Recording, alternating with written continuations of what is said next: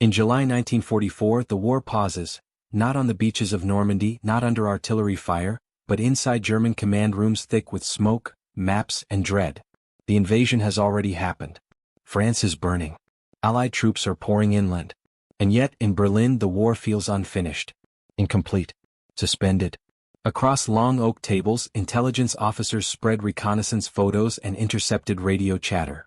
Red pins are adjusted. Blue arrows erased, then redrawn. Every movement is careful. Every decision delayed. Not because Germany lacks information, but because it fears it has too much of the wrong kind. Somewhere across the English Channel, an army is believed to be waiting. Its commander has not moved. Its tanks have not crossed the water. Its artillery has not fired a single shell. And that is precisely why Germany is afraid. The name whispered in reports, underlined in red pencil, passed carefully between generals, is Patton. Not at Normandy. Not yet. Still waiting. To the German High Command, this is not absence. It is intention. They believe the landings in Normandy are a diversion. A feint. The real blow, they are convinced, will come later. Somewhere else. Harder. Faster. Deadlier. And when it does, it will be led by the one man they associate with relentless motion and merciless speed. So they wait. Elite panzer divisions remain locked in reserve. Fuel is hoarded. Rail lines are guarded. Commanders argue not about where the Allies are, but where Patton will be. This moment, this hesitation, does not look like fear in the traditional sense. There is no panic. No shouting. No collapse. What exists instead is something colder and more dangerous. Uncertainty hardened into doctrine. Every German officer knows the risk. If they move their armored reserves toward Normandy and Patton strikes elsewhere, the Reich could lose the war in days.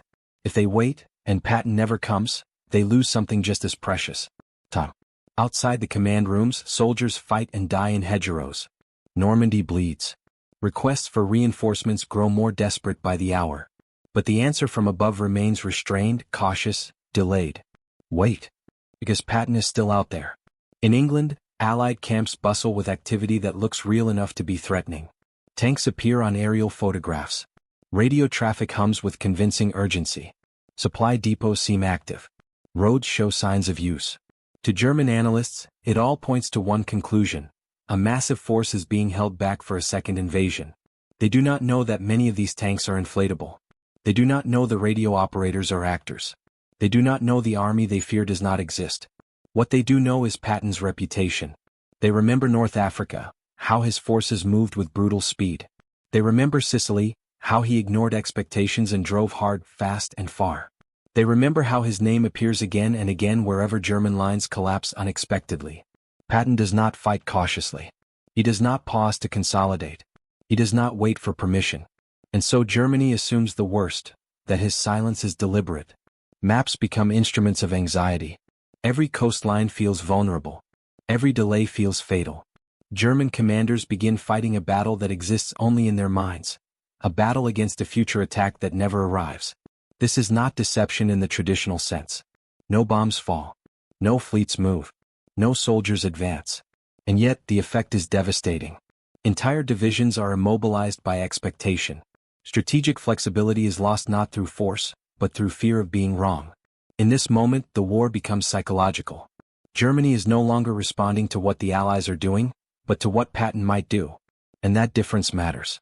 Because wars are not only won by destroying armies. They are won by controlling decisions. By shaping the enemy's perception of reality until hesitation replaces action, and doubt replaces confidence. In July 1944, Patton commands no battlefield. He issues no attack orders. He does not fire a single shot. Yet his shadow stretches across Europe. Germany waits for him. And in that waiting, something irreversible begins to happen. The war does not turn with an explosion, but with a pause. A delay. A decision not made. This is the moment when Germany starts losing not to Allied firepower, but to an enemy it cannot see, cannot locate, and cannot stop. And it all begins here, with an attack that never comes. By the summer of 1944, Europe is no longer a continent at war, it is a continent worn down by it.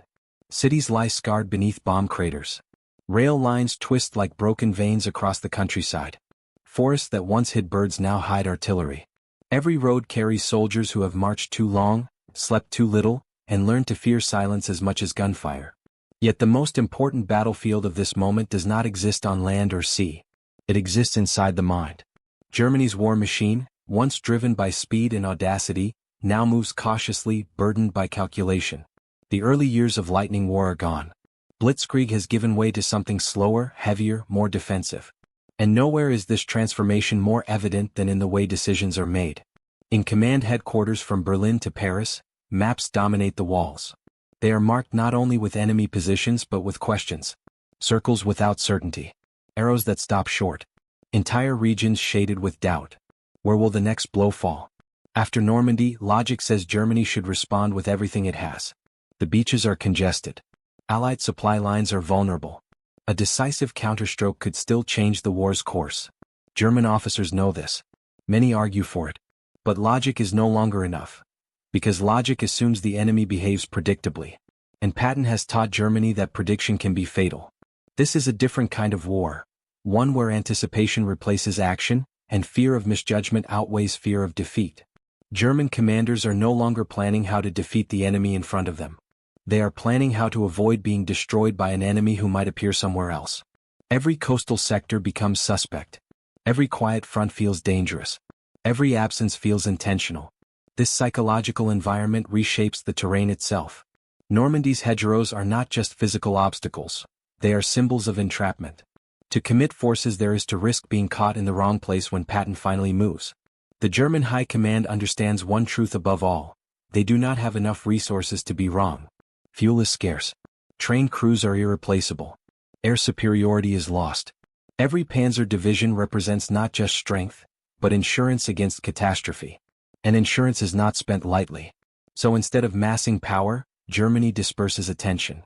Instead of bold counterattacks, it chooses cautious readiness. Instead of seizing initiative, it waits for confirmation. But confirmation never comes. Across the Channel, Allied activity appears constant. Reconnaissance photos show camps expanding. Radio intercepts suggest coordination. The signs point not to weakness, but to preparation. German intelligence does what it has always done. It analyzes patterns. And the pattern it sees is alarming. Patton is not reacting to Normandy. He is waiting. To the German mind, this can mean only one thing. The real offensive has not yet begun. This belief transforms the geography of the war. The Pas-de-Calais becomes more important than Normandy. Northern France feels more dangerous than the front lines. Imagined threats outweigh real ones. The result is strategic paralysis. Divisions remain on standby while soldiers already in combat bleed for reinforcements that never arrive. Requests are escalated. Reports grow urgent. Casualties mount. And still the answer remains conditional. Hold. Wait. Patton has not moved.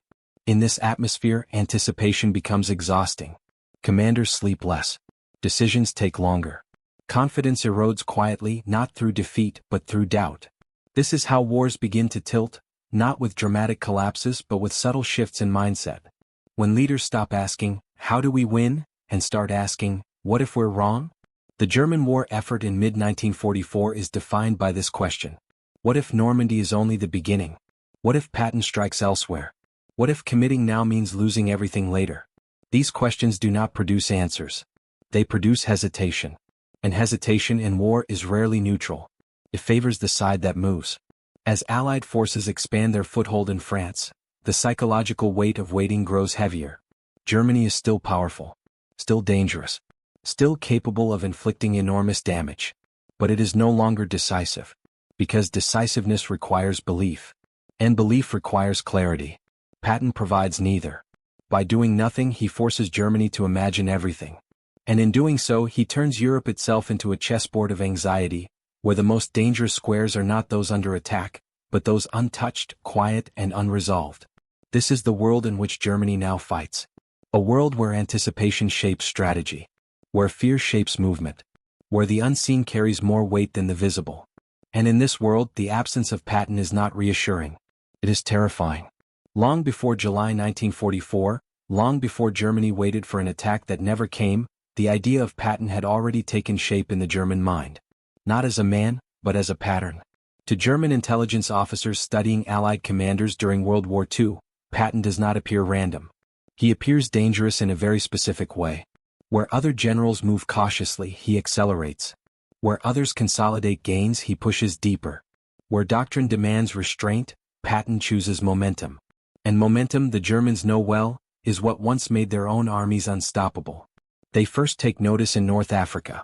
Reports describe an American general who moves faster than expected, who ignores conventional pacing, who treats distance as an obstacle to be erased rather than respected. German units are outflanked not because they are weak, but because they cannot react in time. Speed becomes his signature. In Sicily, the pattern sharpens. Patton does not follow the script. Instead of holding positions, he drives forward. Instead of protecting flanks, he overwhelms them. His advances feel impulsive, even reckless, but they work. German officers studying these campaigns see something unsettling. Patton does not wait for certainty. He creates it by moving. This unsettles a command culture built on calculation. German doctrine values preparation, timing, coordination. Patton appears to value shock, surprise, psychological impact. He does not merely defeat units, he disorients them.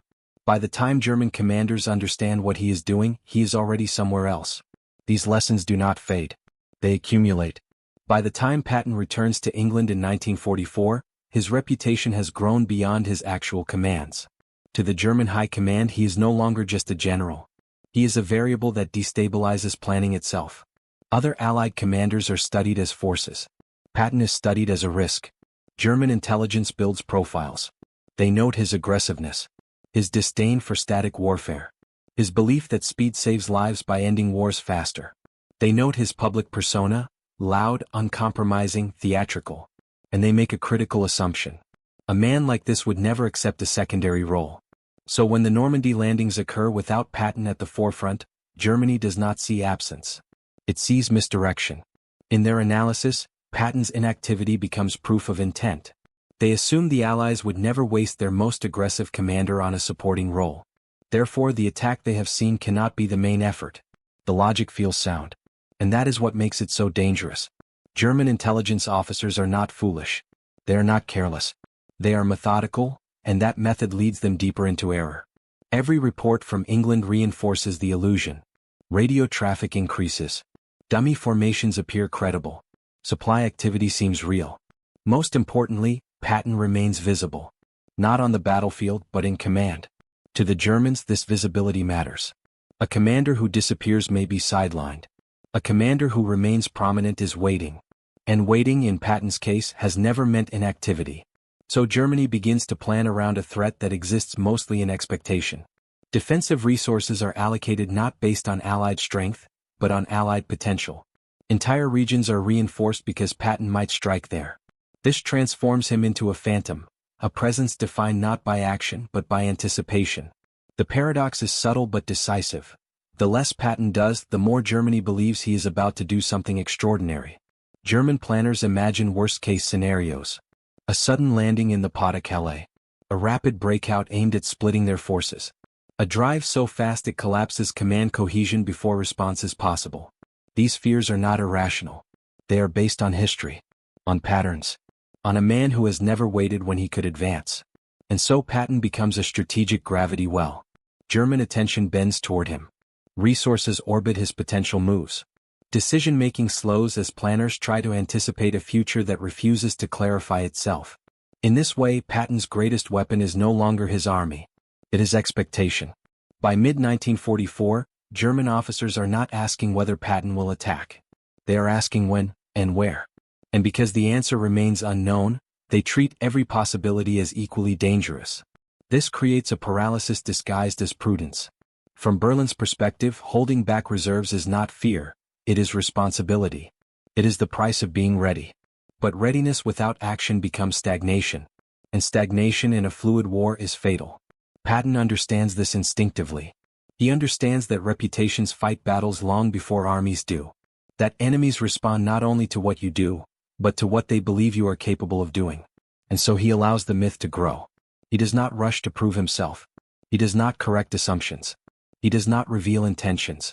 Instead, he lets Germany complete the story on its own. They imagine him poised for a decisive strike. They imagine him waiting with impatience barely contained. They imagine him as the storm behind the storm. In reality, Patton commands nothing that can strike across the channel. His army is a carefully constructed illusion. His role is symbolic, not operational. But symbols in war can be decisive. Because Germany is not preparing for reality. It is preparing for Patton. And in doing so, it begins to lose control of the war it is actually fighting. By late June and into July 1944, the war reaches a strange contradiction. The Allies are fighting openly in Normandy, men advancing through hedgerows, tanks burning in narrow lanes, artillery pounding villages into dust. The front is real, violent, unmistakable. And yet, Germany's most critical decisions are being shaped elsewhere, by an enemy that exists largely on paper. Inside German headquarters, reports accumulate daily. Reconnaissance flights over southern England detect movement. Radio intercepts suggest large formations coordinating exercises. Supply depots appear active. Roads show signs of traffic. Each fragment alone means little. Together they form a picture that seems undeniable. A second Allied army is preparing to strike.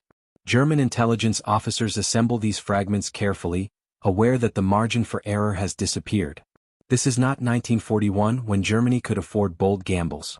This is a defensive war fought with dwindling resources. A single misjudgment could open the door to catastrophe. So they analyze, they compare, they extrapolate. And again the conclusion points toward Patton. The name appears repeatedly in intelligence summaries, not because he has attacked but because he hasn't. His inactivity stands out against the chaos of Normandy. While other commanders are engaged, Patton remains poised, uncommitted, conspicuously absent from the front. To German analysts this is not coincidence. They remember Allied doctrine. They remember past operations.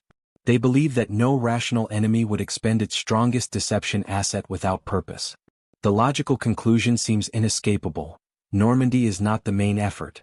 The true invasion they believe is still coming. This belief shapes everything that follows. Germany keeps its most powerful armored divisions in reserve, positioned not to counter the Allied buildup in Normandy, but to respond to an anticipated landing elsewhere, most likely in the Pas-de-Calais. These divisions are fuel-hungry, maintenance-heavy, and irreplaceable. Holding them back feels prudent. Committing them prematurely feels reckless. Requests from the front are reviewed and delayed. Appeals for reinforcements are answered, with conditions. Opportunities for decisive counterattack are debated, then postponed. Because Patton has not yet revealed his hand. This is the cruel irony of the moment. Germany is losing ground every day in Normandy, not because it lacks the strength to respond, but because it refuses to believe the threat it sees is the real one. Commanders at the front feel this disconnect acutely. They report mounting losses, stretched lines, collapsing positions. They argue that the Allies are vulnerable now before they fully consolidate. But higher command remains cautious. To act decisively in Normandy risks leaving another front exposed. And that exposure they fear would be fatal. The German war effort becomes divided between what is happening and what might happen. Between the tangible and the imagined. Between immediate danger and anticipated disaster. In this space time becomes the enemy. Every day of hesitation allows the Allies to expand their foothold. Supplies pour in. Airfields are constructed. Logistics stabilize. What was once a fragile invasion becomes a sustained presence. And still German reserves wait. The phantom threat has become more powerful than any actual army. What makes this moment historically significant is not that Germany was deceived, but how thoroughly that deception shaped behavior. This was not a single mistaken report or flawed assumption. It was a systemic response, reinforced daily by intelligence, habit, and fear of being wrong. German commanders are not blind to the risk. They understand that Normandy might be the decisive front. But the cost of committing and being wrong feels greater than the cost of waiting and losing ground. This is the calculus of a defensive power under pressure. And it favors paralysis. Meanwhile, the illusion continues uninterrupted. Allied signals remain active. Dummy units appear credible from the air. Patton's name stays attached to this phantom force, lending it legitimacy. The deception does not need to be perfect. It only needs to be plausible. And it is. Germany is now fighting two wars simultaneously. One is real, a grinding, bloody struggle in Normandy that demands immediate action. The other is imagined, a looming catastrophe led by Patton that must be prevented at all costs. The tragedy is that Germany cannot afford to win both. By early July, the opportunity for a decisive counterattack in Normandy has narrowed. Allied strength grows daily. The window closes quietly, without a dramatic moment, without a clear signal. It closes because Germany is waiting for clarity that never comes. Patton remains still. And that stillness speaks louder than movement. In retrospect, this period reveals a fundamental truth about warfare. Information is not power unless it leads to action. Germany has information, lots of it. But the way it interprets that information traps it in a cycle of anticipation and delay. The enemy it fears most is not advancing. The enemy it faces every day is being underestimated. By the time German commanders begin to realize that the second invasion may never come, the balance has shifted irreversibly. The Allies are no longer vulnerable. They are entrenched, supplied, prepared. The Phantom has done its work. Germany has spent its most precious resource, time, fighting something that does not exist. And in doing so, it has weakened its ability to fight what does. This is not the story of a single mistake. It is the story of how fear, once institutionalized, becomes strategy. How anticipation replaces initiative. How a war can be shaped by decisions made in response to silence. Patton never needed to attack. Germany defeated itself waiting for him to do so. By mid-July 1944, the cost of waiting begins to surface. Not all at once, not dramatically, but in fragments that are impossible to ignore. A request for reinforcements arrives too late to matter. A counterattack is approved, then cancelled. A panzer division finally moves, only to find the opportunity it was meant to exploit has already vanished. These are not catastrophic failures in isolation. They are small delays, reasonable hesitations, cautious adjustments. But together they form a pattern. And patterns, once established, are hard to break. The German command structure feels the pressure tightening. Reports from Normandy grow more urgent, their language sharper, their tone more desperate. Allied forces are no longer clinging to the beaches. They are pushing inland, expanding their lines, absorbing losses, and replacing them with alarming efficiency. The window for a decisive response is closing. Yet the reserves remain constrained by an idea. Patton has not moved. Senior commanders argue over timing. Some insist the moment has come to commit everything to Normandy. Others warn that doing so would expose the Reich to a second, more dangerous blow. The debate is not about strength, it is about risk. And Patton defines that risk. He has become the unknown variable that cannot be calculated away. His potential actions loom larger than the actions already unfolding. In war councils, his name enters conversations like a warning sign, unspoken sometimes but always present. If we move now, what if Patton strikes elsewhere? This question halts momentum again and again. The tragedy is that Germany still possesses formidable forces. Its armored divisions, though depleted, remain lethal. Its defensive positions, if properly supported, could slow the Allied advance significantly. There are moments, brief, fleeting, when decisive action might still alter the pace of the war. But decisive action requires commitment. And commitment requires certainty. Germany has neither. As the days pass, the strategic tension reaches a breaking point. Commanders in the field begin making their own decisions, sometimes without clear authorization. They shift units piecemeal, reacting locally rather than strategically. This fragmentation weakens coherence. Strength is applied in fragments rather than concentrated blows. This is how strong armies begin to unravel, not through defeat but through disunity of purpose. The longer Germany waits, the more difficult action becomes. Allied air power tightens its grip. Roads become death traps. Rail lines are severed. Moving reserves now is far more dangerous than it would have been weeks earlier. Ironically, the very caution meant to preserve Germany's strength has made that strength harder to use. When armored units finally receive orders to reposition, they do so under constant threat from the air. Fuel shortages limit mobility. Communication delays multiply. What was once a flexible reserve becomes a cumbersome liability. And still, Patton does not move. The absence that once suggested impending danger now begins to suggest something else, something far worse. Doubt. German planners start to ask a new question, one they have avoided until now. What if we have been wrong? This realization does not arrive cleanly or uniformly. It creeps in unevenly, resisted by pride, buried under habit. Admitting error in wartime is not merely intellectual, it is existential. To accept that Patton was never going to strike where expected is to accept that precious time has been wasted. And time, unlike territory, cannot be retaken. By the time Germany begins reallocating forces more aggressively toward Normandy, the strategic landscape has changed. The Allies are no longer vulnerable invaders. They are a sustained presence. Their logistics are functioning. Their command structure is cohesive. Their confidence is growing. The moment for decisive counterstroke has passed. What remains is damage control. This is the cruelest phase of the war for German commanders, not because defeat is immediate but because it becomes inevitable. They can see the consequences of earlier hesitation unfolding in real time. Every delayed decision echoes forward, magnifying its cost. Patton's unseen hand is still at work here, though indirectly. His reputation created the hesitation. That hesitation created delay. And delay created conditions in which even correct decisions arrive too late to matter. This is how wars are lost at the strategic level, not through lack of courage or capability but through misjudged timing. Germany did not choose the wrong action. It chose the right action, too late. As Allied forces break out of Normandy and begin their rapid advance across France, the psychological balance shifts decisively. The fear that once immobilized German planning now turns inward. Confidence erodes. Trust in intelligence falters. Commanders question not only their assumptions, but their ability to interpret reality at all. Patton's phantom threat fades, not because it was disproven but because it is no longer relevant. The war has moved on. But the damage remains. Germany's strategic initiative has slipped away during weeks of waiting. The chance to shape events has been replaced by the necessity to react. And reaction in this phase of the war is not enough. By the time Patton finally does move, by the time he enters combat again, the battlefield he steps onto has already been transformed by his absence. Germany is weaker, slower, and fractured by decisions made in anticipation of a threat that never came where expected. This is the paradox at the heart of the story. Patton's greatest victory in 1944 occurs before his greatest advance.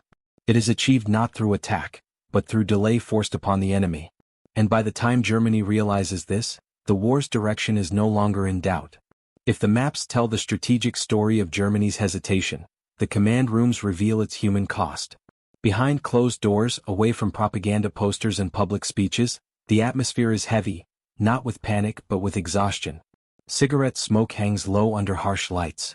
Coffee grows cold on desks untouched. Officers speak quietly, often repeating themselves as if clarity might emerge through sheer persistence.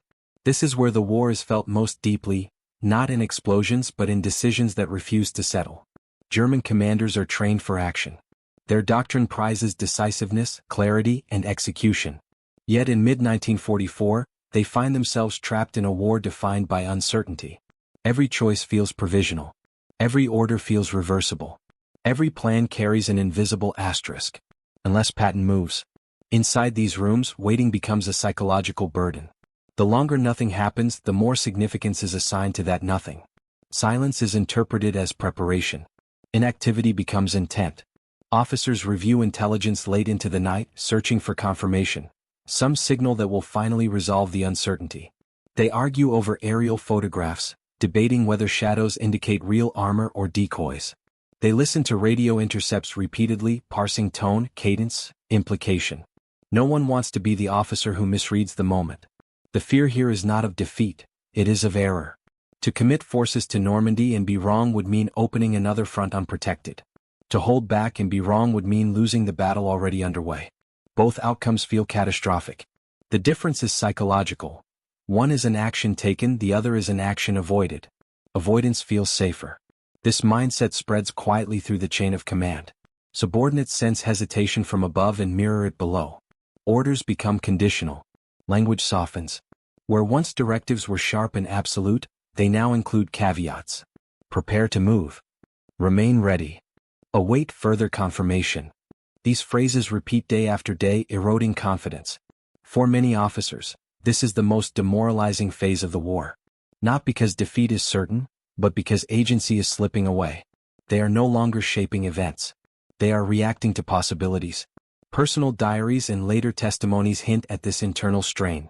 Commanders describe sleepless nights, persistent doubt, and a growing sense that the war is no longer being fought on terms they understand. The enemy they face cannot be confronted directly, cannot be located, cannot be forced into battle. How do you defeat someone who is not there? In the field, this uncertainty trickles down to the soldiers. Frontline units feel abandoned. Requests for reinforcements are met with delays. Explanations are vague.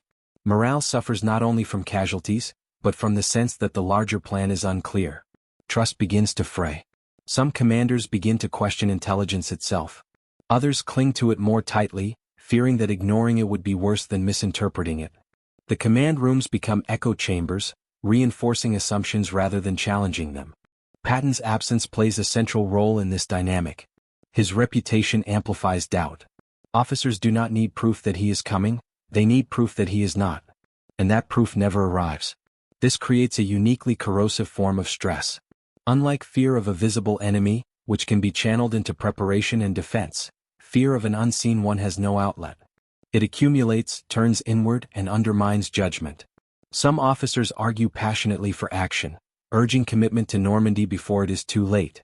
Others push back, warning that acting prematurely could doom the entire defense of Western Europe. These debates grow more intense, more personal. Careers, reputations, and lives feel tied to the outcome of each argument. And yet, the final decisions remain cautious. The command rooms begin to feel like places of waiting rather than command. Maps change less frequently. Conversations loop. The same questions are asked again and again as if repetition might summon certainty. Where is Patton? What is he planning? Why hasn't he moved? No one can answer. As weeks pass, the emotional toll becomes visible.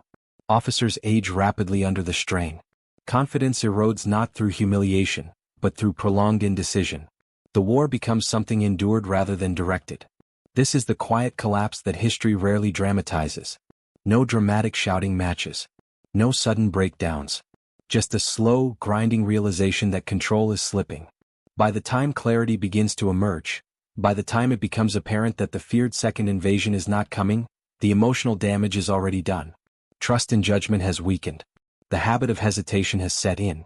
Even when orders finally become decisive, they carry the weight of earlier doubt. Execution slows. Coordination falters. The psychological edge Germany once relied upon is gone. Patton never enters these rooms. He never needs to. His presence is felt in every delayed order, every conditional plan, every moment of doubt that stretches into another lost day. He exists here not as a commander but as an idea, one powerful enough to unsettle men trained to command armies. This is the human cost of unseen warfare. Not just territory lost. Not just battles delayed. But minds worn down by anticipation. And as the war outside accelerates, these rooms, once centers of decisive control, become witnesses to a truth no one wants to voice. The enemy they feared most never had to fight them here. Patton's most effective battlefield in 1944 is not marked by shell craters or wrecked armor. It exists in expectation. By the time Germany begins to realize how deeply it has been shaped by fear of his movement, the mechanism behind that fear has already done its work. Patton's role during this phase of the war is paradoxical. He is both central and absent, decisive and inactive, visible and unreachable. This is not accidental. Patton understands something instinctively, perhaps better than most generals of his era, that war is fought as much in perception as in position. He knows that enemies respond not only to force but to belief. And belief, once planted, grows on its own. He does not need to issue threats. He does not need to announce intentions. He does not even need to deceive directly. All he needs to do is remain plausible. Germany already believes certain things about him. That he favors speed. That he seeks decisive blows. That he dislikes being restrained. That he would never accept a secondary role. These assumptions predate Normandy. They are reinforced by his past actions and by his cultivated public persona. Patton never corrects them. When the Allied High Command assigns him to a role that keeps him away from the Normandy landings, his absence is transformed, by German logic, into proof of something larger. To them, it confirms that he is being saved for a greater task. Patton allows this belief to mature. He appears publicly when needed. He remains visible enough to suggest relevance, but inactive enough to suggest restraint. His name continues to circulate in intelligence channels. His association with a large force in England remains unchallenged. Silence becomes a tool. In war, movement often reveals intent. Silence, by contrast, invites interpretation. Germany fills that silence with its own fears.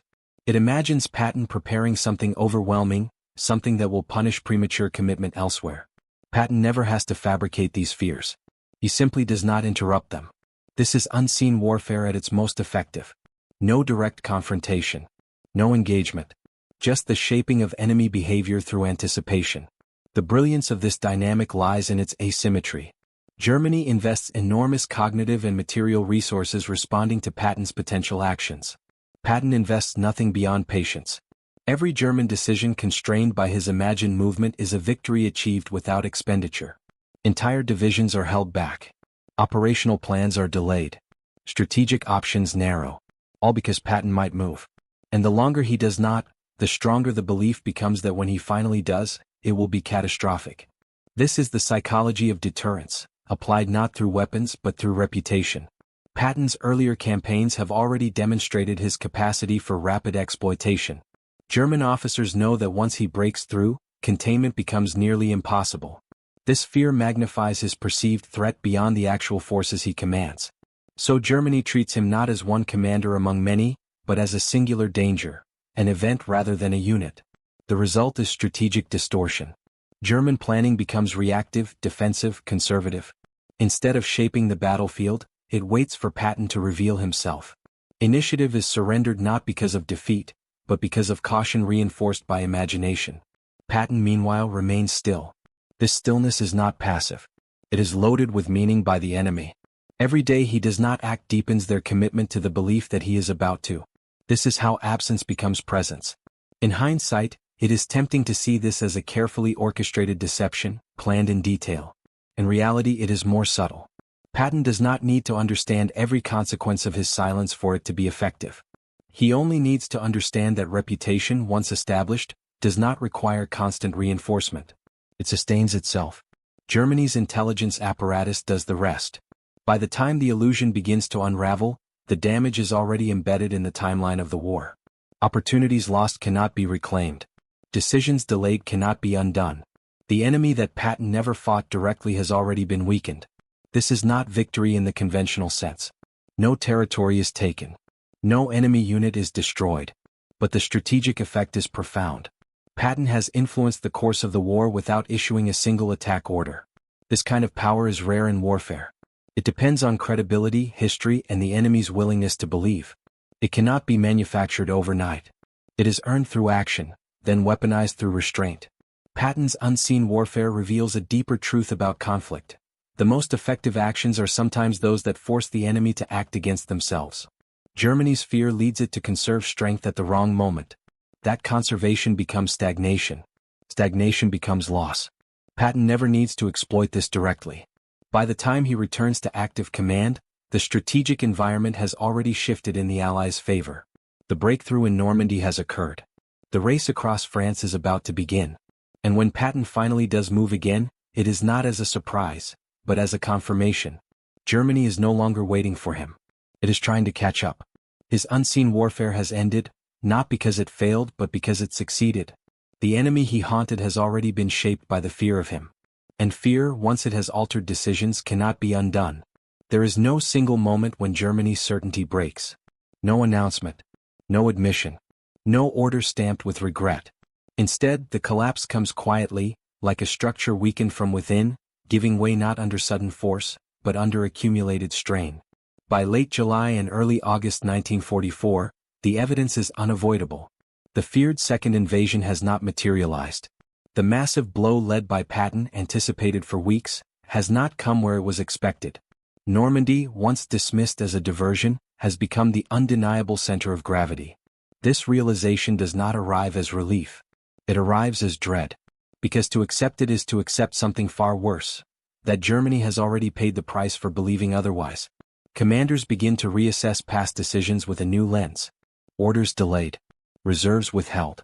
Opportunities declined. Each choice that once felt prudent now appears costly. The timeline of the war, once imagined as flexible, suddenly feels rigid, locked in by weeks that cannot be recovered. The certainty that sustained caution dissolves. In its place comes something more corrosive, doubt about judgment itself. German officers do not merely question the intelligence that guided them, they question their ability to interpret reality under pressure.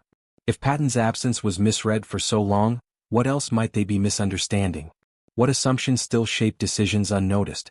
This doubt spreads unevenly but relentlessly. Confidence in planning erodes. Orders become more urgent, sometimes contradictory. The careful deliberation that once defined command gives way to reactive urgency. Too much has been held back. Now too much must be done, too quickly. As Germany finally commits forces more aggressively, the cost of delay becomes painfully clear. Allied air power dominates movement. Supply routes are exposed. Units arrive late, fragmented, under strength.